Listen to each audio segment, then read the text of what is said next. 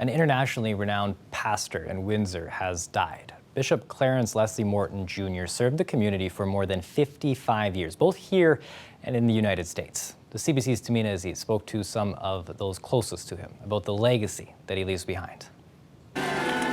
He's real in my soul. Bishop Morton Jr. is known for his electrifying sermons, like this one. He began his career in 1962, preaching in churches around the world, mostly in Windsor and Detroit. He also officiated marriages and ordained ministers.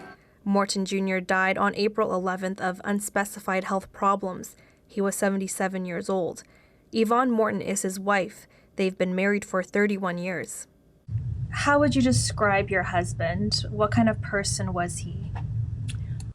Wow. Okay. He was a man of God first. He was one that loved God all of his life. From what I heard when he was a little boy, in lieu of going outside playing with the other kids, he would be inside reading and talking about the Lord and reading his Bible. And the kind of man he was a man that wanted to win souls for God. That was his life. Ministry is his life. That's what he's always done. And he loved people.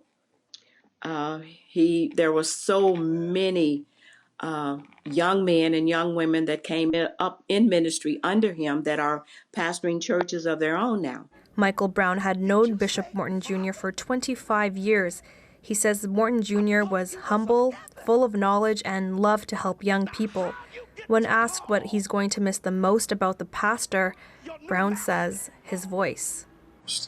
He could sing a song, a simple song, and just have you just smiling and laughing and clapping. He did it with such conviction, with such joy. And I could hear that servant testify. He just had this presence. When he stood in the lectern or on the stage, you just were drawn to him. Like, he just had such a presence. His voice was so rich and so eloquent.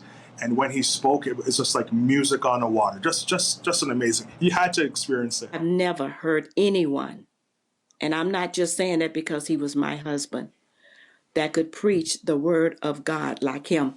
Holding out for a time when people can be together again physically, friends and family plan to celebrate his life in September, marking what would have been his 78th birthday. Tamina Aziz, CBC News, Windsor.